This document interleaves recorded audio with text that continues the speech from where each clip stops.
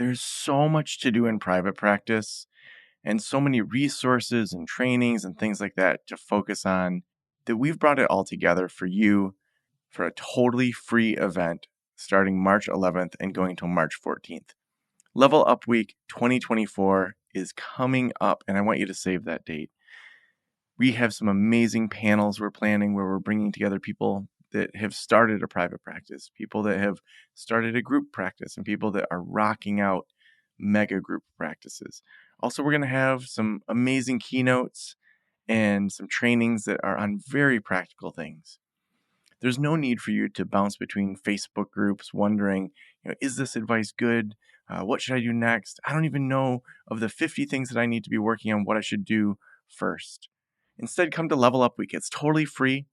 You can be on the early bird list over at practiceofthepractice.com/level up to get all the early notifications for when we open up registration. So again, that's practiceofthepractice.com/level up.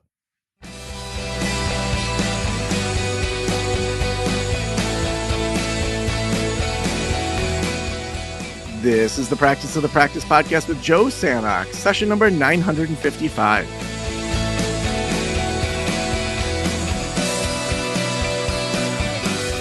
I'm Joe Sanok, your host, and welcome to the Practice of the Practice podcast.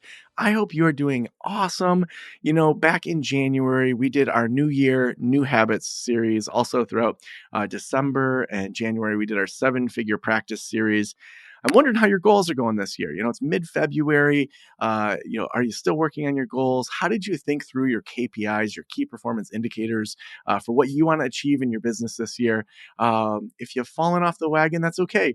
New Year's is just this random date that a lot of times we say, let's set all these goals and have all these habits. It's okay if you have to revisit them, think through it, change it up a little bit. That's all good. And as a leader, we're constantly trying to find new ways to think about things, whether that's walking through new processes, adding new leadership within our practice, growing in some sort of way. And that's why I always love to have people that are leading leaders to come onto this show. Today we have Kim Ades, who is the founder of Frame of Mind Coaching and co-founder of The Journal That Talks Back, and is recognized as a pioneer in the field of leadership coaching and thought mastery. Kim uses her unique philosophy and quirky coaching style to help leaders identify their blind spots and learn to direct their thinking to achieve extraordinary results. She's an author, speaker, entrepreneur, coach, and mom of 5. Welcome to the Practice of the Practice podcast, Kim. Thank you so much. I really, really am excited to have this conversation with you. Yeah, well, I would love to just dive into thought mastery, leading leaders. How did you get into this work? Well, I've always been a student, I guess, of leadership ever since I was a student. And so this has been my domain for, I guess, the past, let's call it 35, even 40 years. I've just been hanging out in this space. But I will tell you that before I ran this company, I used to own a software company, and we used to build simulation-based assessments to help companies make better hiring decisions and understand really who are the top performers going to be, who will the leaders be, and how do we know the difference. And one of the things that we discovered in the process was that there is a distinct difference between those people who are top performers and others. And what we discovered is that people who are top performers tend to have a different level of emotional resilience. And so that's a piece of my background. The other piece is that I ended up selling that company, and I got recruited by a coaching company in Toronto. And I was very, very excited because their mandate was to help people live extraordinary lives. And I thought, wow, that is for me, for sure.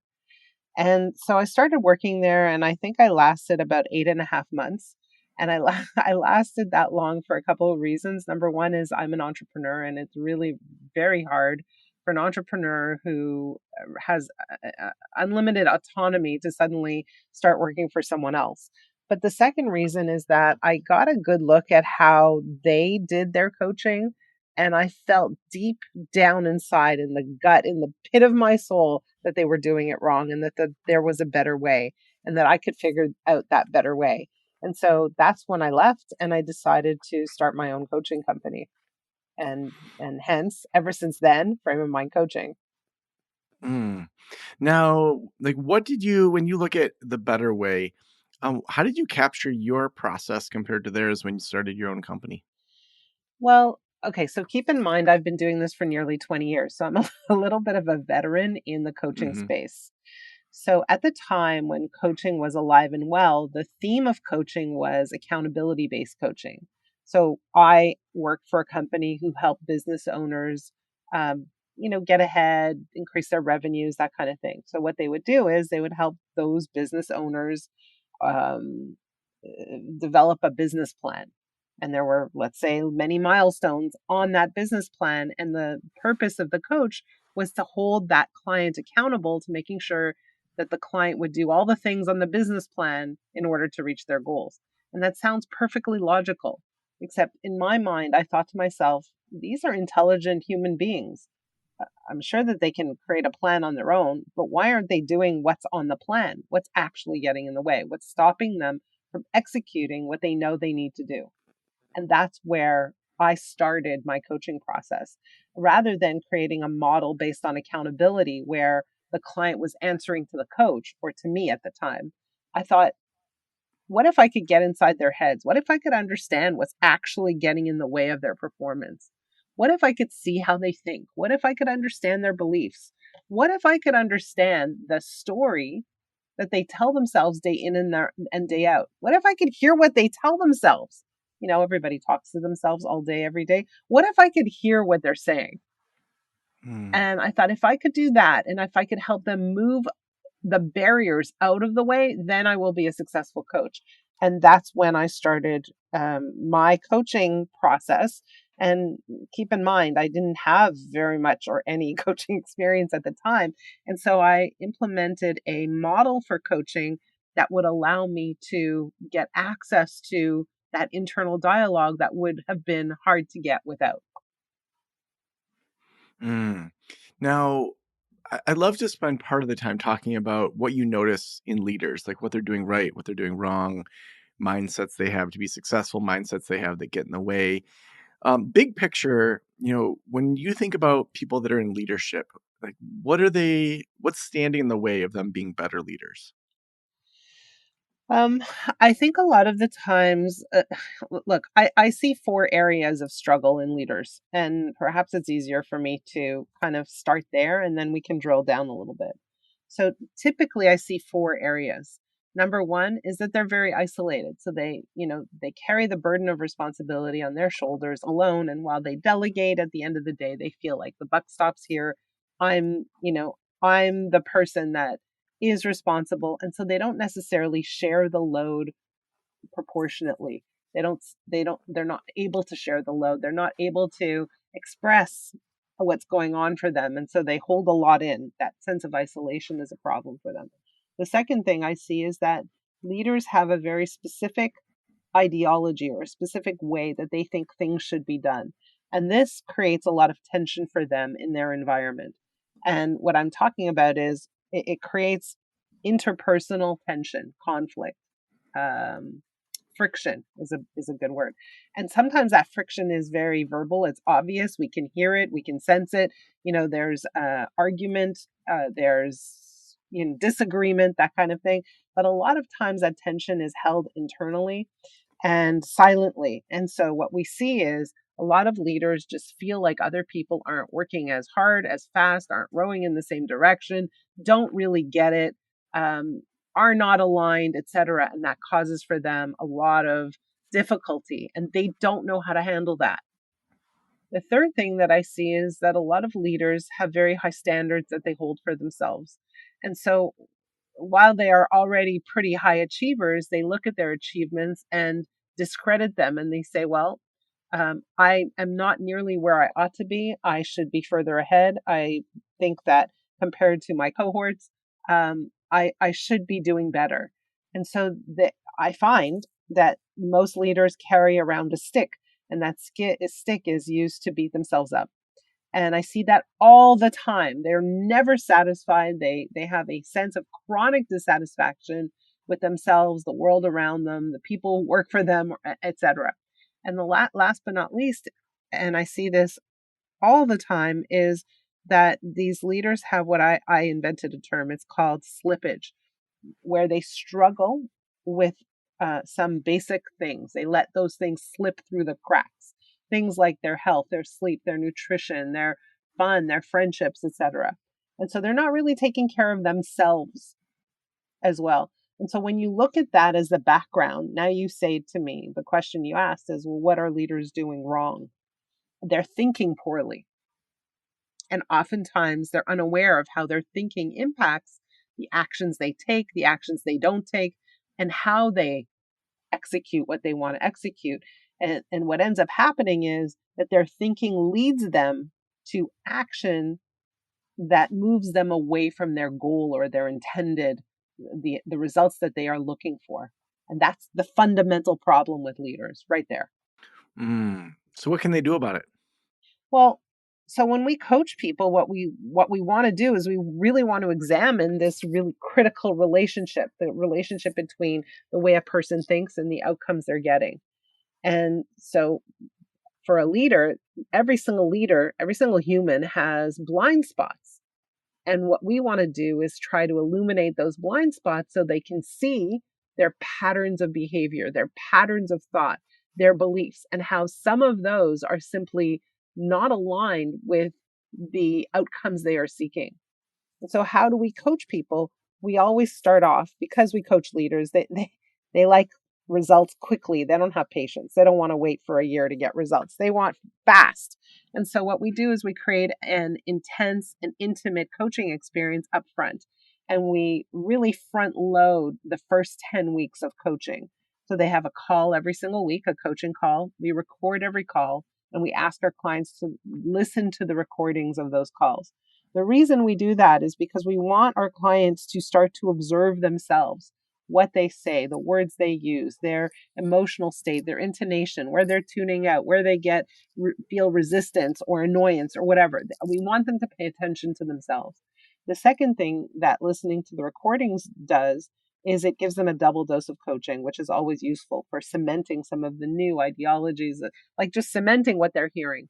The second part of our coaching, which is very critical, is we are asking our clients to journal in a private and secure online journal with their coach every single day for those 10 weeks.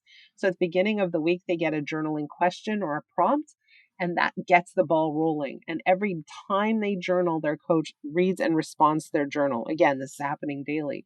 So the coach and the client really get to know each other. The coach gathers very important data that is used to help coach the process and understanding how the client thinks in a variety of circumstances, situations, relationships, etc. I often feel that coaches, therapists, etc., provide their services without really knowing their client well enough. And I think that's a huge problem. The other component of this daily journaling is that the client is doing the work every day.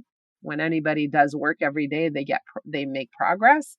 And the second piece of that is that when you are communicating with your client every day or with your coach every day, that relationship becomes very valuable and trust gets built very fast. And when there's a high level of trust, travel happens easily. Those are the Mm, components. So what happens is a very high impact experience that allows the client to travel a very far distance in a relatively short period of time. mhm. Outside of coaching or working with you or your team, if people wanted to start to enact some leadership principles, what would be the quick checklist, the 3 to 5 things that, as they're at the beginning of this year, they're thinking, I want to be a better leader. Are there 3 or 5 habits that you'd recommend? Well, so habits often deal with behaviors, and I think that that's secondary. It's not so important. Habits help us understand how someone thinks. So I'm not so concerned with habits, but what I Okay. am concerned with is this level of self awareness. So there's two pieces, I think, to amazing leadership. Number one is this element of self awareness. Are you doing your own work? Are you looking at and thinking about your thinking? Are you examining your own beliefs? Are you examining the way that you approach access to resources, for example? Are you paying attention to what you are focused on? Are you focused on the problem or the solution? So, again, part A is, are you self aware? And if not, find a way to get that done, whether that is hiring a coach, a therapist, journaling, whatever it is, do that. And the second piece is, I really strongly believe that extraordinary leaders are also very, very strong coaches. And unfortunately, what I see is a lot of leaders who do not have coaching skills. And so that's where they need to develop themselves a little bit more. Mm.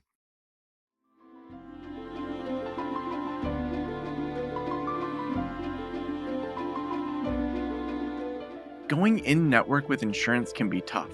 I know when I took insurance, there were long wait times and it was so confusing. Filing all the right paperwork is time consuming and tedious, and even after you're done, it can take months to get credentialed and start seeing clients. That's why Alma makes it easy and financially rewarding to accept insurance. When you join their insurance program, you can get credentialed within 45 days and access enhanced reimbursement rates with major payers. They also handle all of the paperwork from eligibility checks to claims submissions and guarantee payment within 2 weeks of each appointment. Once you've joined Alma's insurance program, you can see clients in your state of licensure, regardless of where you're working from.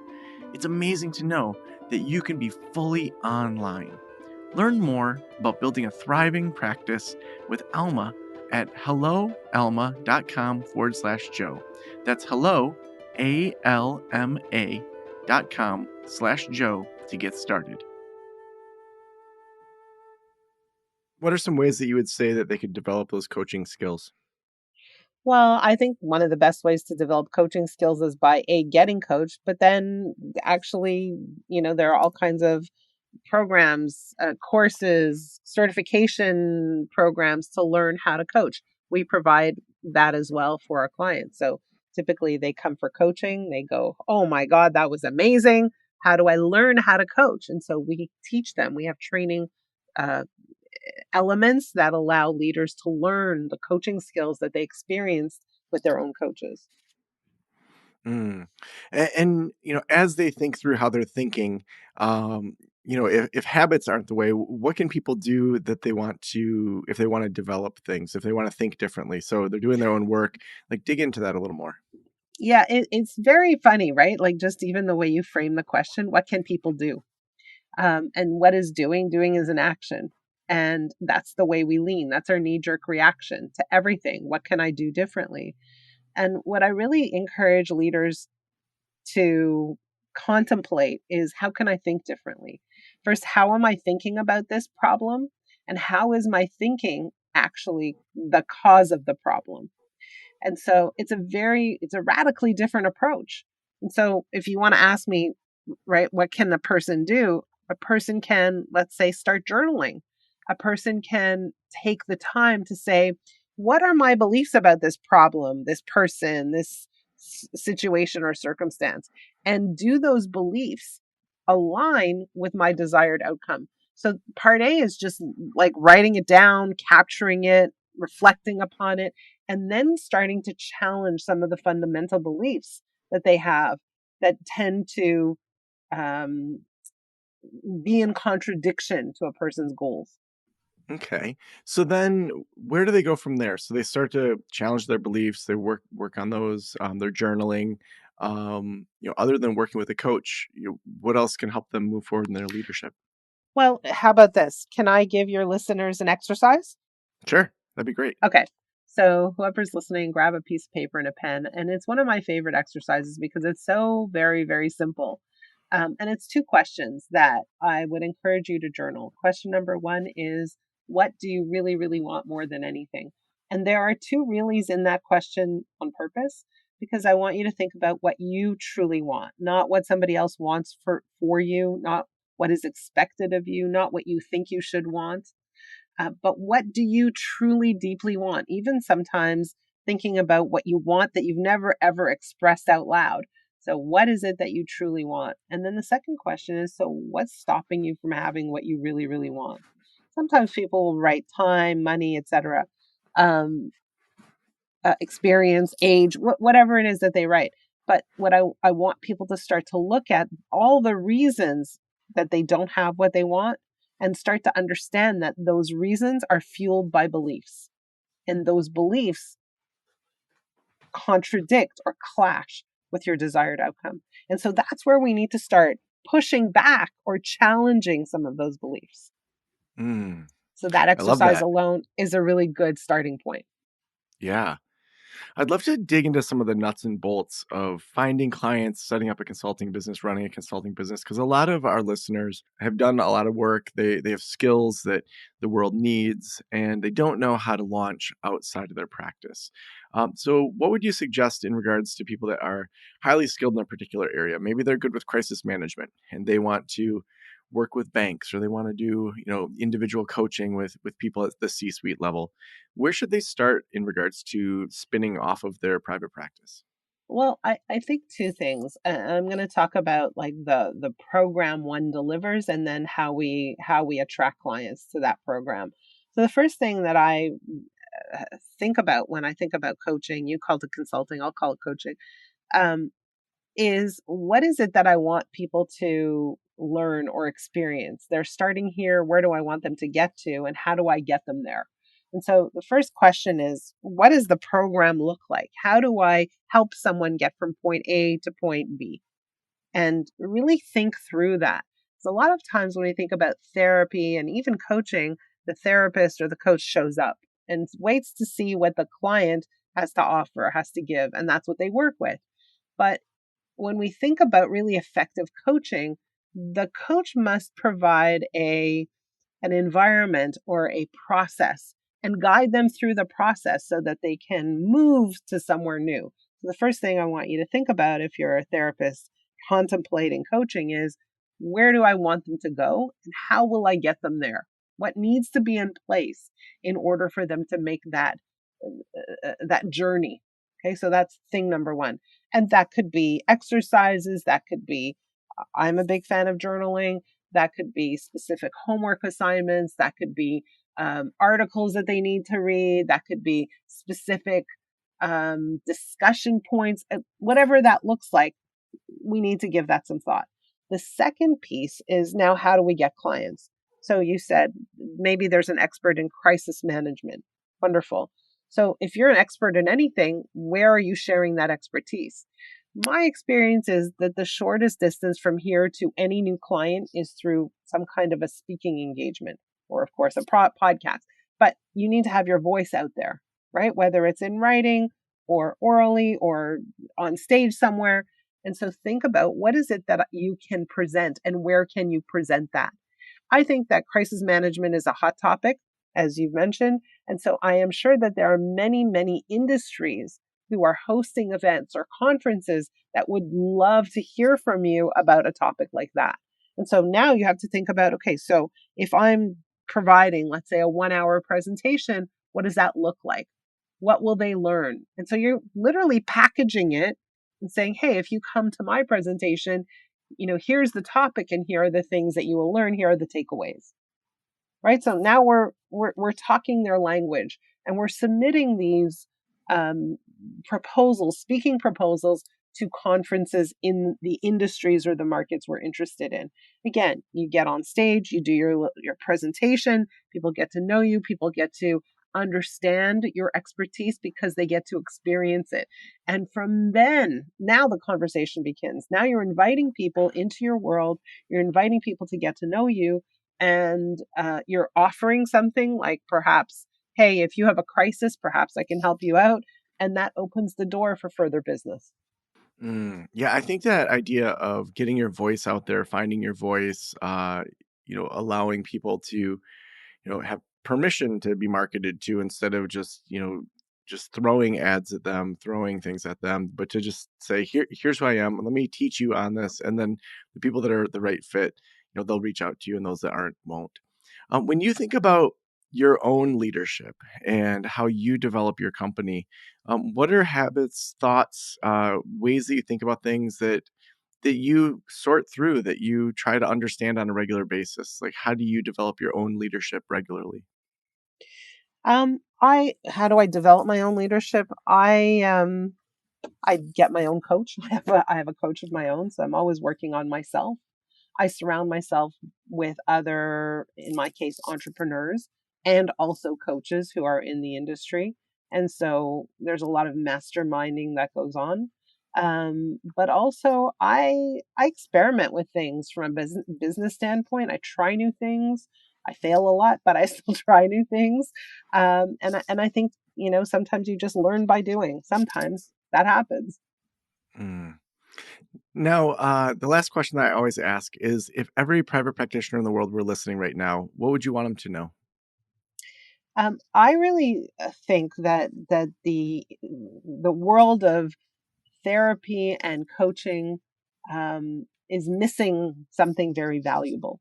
And what I think it's missing is that a lot of coaches and therapists attempt to coach their people or provide counseling or therapy services without enough information about the person that they are working with. They don't have enough data at all. And so the one thing that I would encourage them to know is that there is a way to acquire more data, and that is by implementing a journaling experience or component to their practice. And it's a game changer for me. It's kind of like, when my client doesn't journal, it's like walking into a room with the lights off. I'm wearing a blindfold and I'm feeling my way around to find, like, where are the lights, right? I'm literally in the dark. When my client journals, I walk in the room, the lights are on, I can see where everything is. It's that distinct. And so I would encourage people to contemplate this whole concept of including journaling in their practice. It is a massive game changer.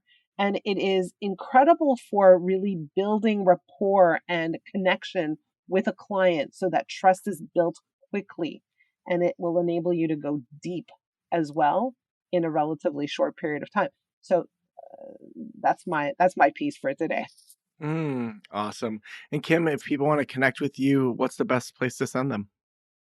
Yeah, the best place to send anybody who's listening is go to frameofmindcoaching.com. All of our coaching programs are there. But if you are a therapist or a coach or anybody who's listening, a practitioner who's thinking about this whole idea of journaling, check out journalengine.com. It's a platform that you can test out, you can try it out, um, and really use journaling with your clients. So awesome. Well, thank you so much for being on the Practice of the Practice podcast. Thank you so much for having me. It's been an absolute pleasure.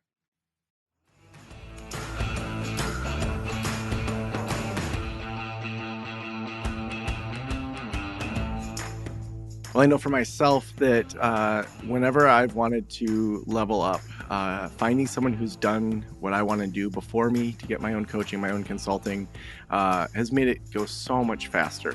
And so reach out to someone that you connect with. We have programs where we have consultants over at practiceofthepractice.com/apply.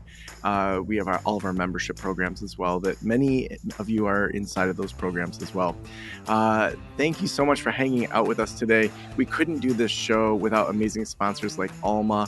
Alma makes it easy and financially rewarding for you to accept insurance, and they help you get credentialed within 45 days with enhanced reimbursement rates. You can learn more about building a thriving private practice with Alma at helloalma.com/Joe. That's hello, ALMA.com/Joe to get started. Thank you so much for letting me into your ears and into your brain. Have an amazing day. I'll talk to you soon. Special thanks to the band Silence is Sexy for that intro music, and this podcast is designed to provide accurate and authoritative information in regard to the subject matter covered. It is given with the understanding that neither the host, the producers, the publishers, or guests are rendering legal, accounting, clinical, or other professional information. If you want a professional, you should find one.